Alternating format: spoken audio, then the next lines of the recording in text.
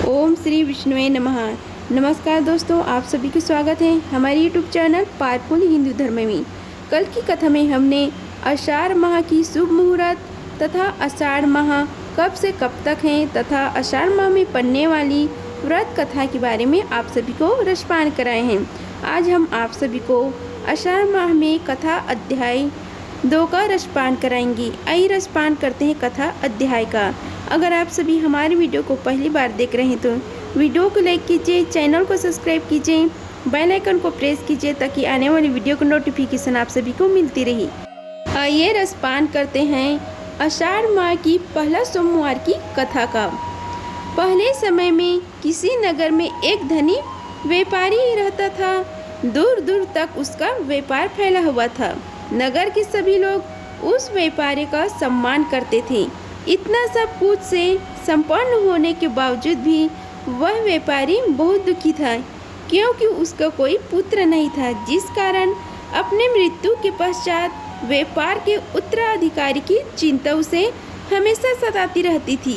पुत्र प्राप्ति की इच्छा से व्यापारी प्रत्येक सोमवार भगवान सदाशिव की व्रत पूजा की या करता था और शाम के समय शिव मंदिर में जाकर शिव जी के सामने घी का दीपक जलाया करता था। उसकी भक्ति को देखकर माँ पार्वती प्रसन्न हो गई और भगवान शिव से उस व्यापारी की मनोकामना पूर्ण करने का निवेदन किया।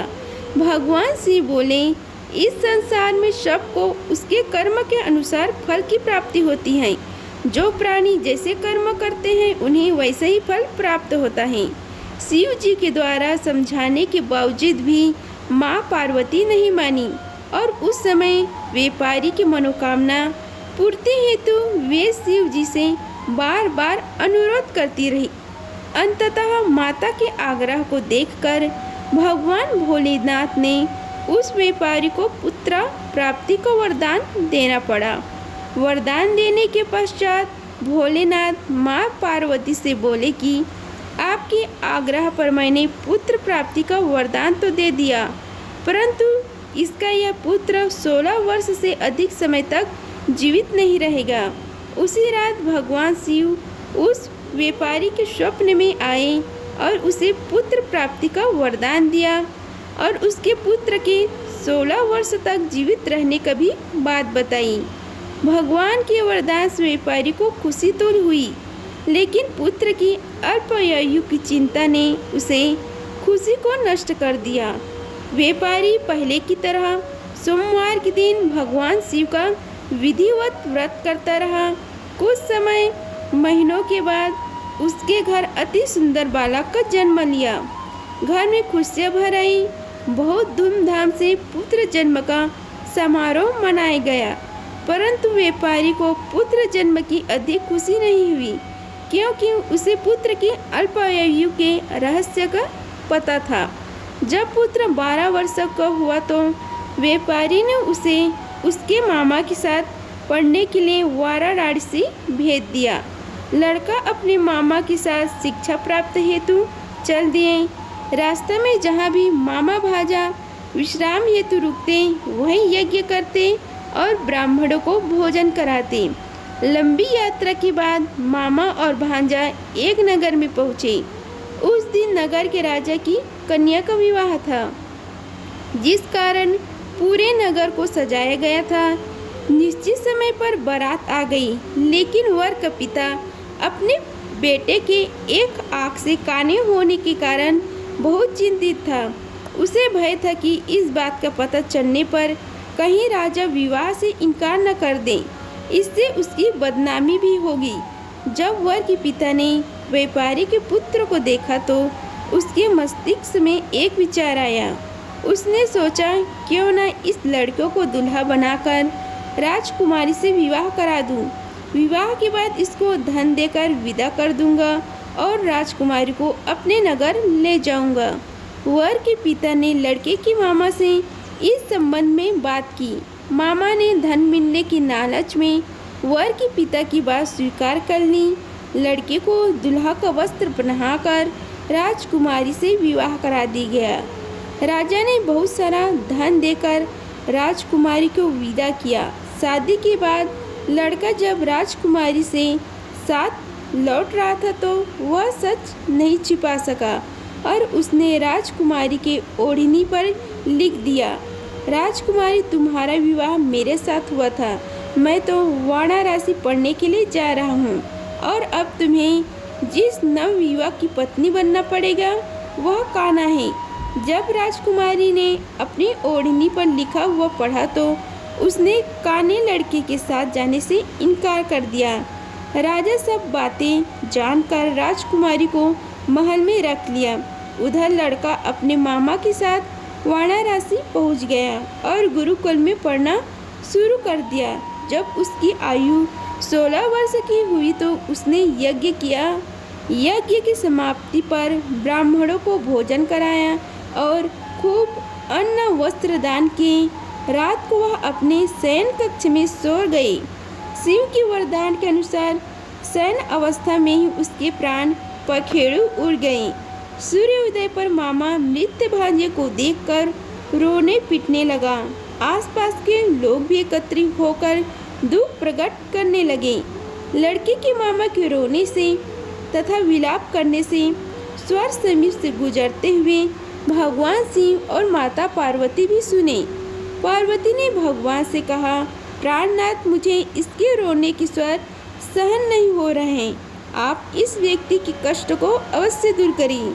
भगवान शिव ने माता पार्वती के साथ अदृश्य रूप में समीप जाकर देखा तो भोलेनाथ पार्वती से बोले, यह तो उसी व्यापारी का पुत्र है जिसने मैंने 16 वर्ष की आयु का वरदान दिया था। इसकी आयु पूरी हो गई। माँ पार्वती ने फिर भगवान शिव से निवेदन कर उस बालक को जीवन देने का आग्रह किया। उस लड़के को जीवित होने का वरदान दिया और कुछ ही पल में वह जीवित होकर बैठ गया। शिक्षा समाप्त करके लड़का का मामा के साथ अपने नगर की ओर चल दिए। दोनों चलते हुए उसी नगर में पहुँचे जहाँ उसका विवाह हुआ था। उस नगर में भी यज्ञ का आयोजन किया गया। समीप से गुजरते हुए नगर के राजा ने यज्ञ का आयोजन देखा और उसने तुरंत ही लड़के और उसके मामा को पहचान लिया। यज्ञ की समाप्ति होने पर राजा मामा और लड़के को महल में ले गया और कुछ दिन उन्हें महल में रखकर बहुत सा धन वस्त्र आदि देकर राजकुमारी के साथ विदा कर दिया। इधर भूखे प्यासे रहकर व्यापारी और उसकी पत्नी बेटे की प्रतीक्षा कर रहे थे। उन्होंने प्रतिज्ञा कर रखी थी कि यदि उन्हें अपने बेटे की मृत्यु का समाचार मिला तो दोनों अपने प्राण त्याग देंगे। परंतु जैसे ही उसने बेटे के जीवित वापस लौटने का समाचार सुना तो वह बहुत प्रसन्न हुआ। वह अपने पत्नी और मित्रों के साथ नगर के द्वार पर पहुंचा। अपने बेटे के विवाह का समाचार सुनकर पुत्रवधू राजकुमारी को देखकर उसकी खुशी का ठिकाना न रहा। उसी रात भगवान शिव ने व्यापारी के स्वप्न में आकर कहा, हे श्रेष्ठी, मैंने तेरे सोमवार के व्रत करने और व्रत कथा सुनने से प्रसन्न होकर तेरे पुत्र को लंबी आयु प्रदान की है। पुत्र की लंबी आयु जानकर व्यापारी बहुत प्रसन्न हुआ। सोमवार का व्रत करने से व्यापारी के घर में खुशियाँ लौट आई। शास्त्रों में लिखा है कि जो स्त्री पुरुष सोमवार का विधिवत व्रत करते हैं और व्रत कथा सुनते हैं उनकी सभी इच्छाएं पूरी होती हैं।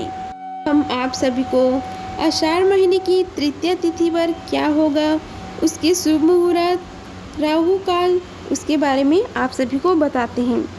पंचांग के अनुसार आज के दिन सूर्य उदय सुबह 5:23 पर होगा।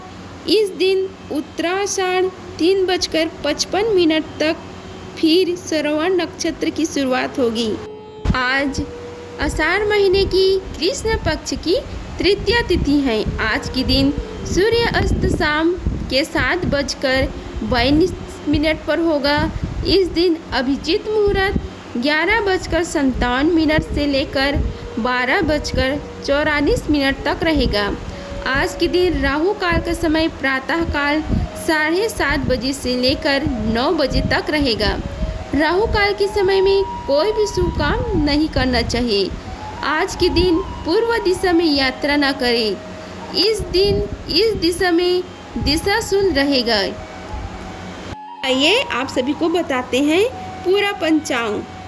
24 जून का पंचांग, संवत पिंगला विक्रांत सावन 2081, माह है आषाढ़ मास, कृष्ण पक्ष, तिथि है तृतीया, व्रत है भगवान शिव के निमित्त सोमवार का व्रत, दिन है सोमवार, सूर्य उदय का समय है 5:23 और सूर्य अस्त का समय है 7:22 में।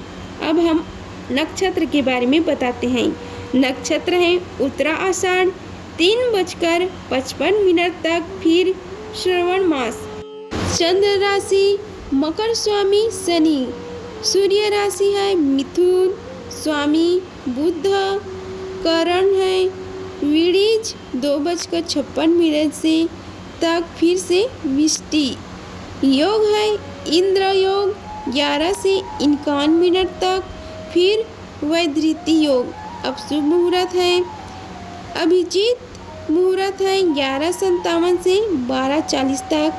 विजय मुहूर्त है 2:28 से 3:25 तक।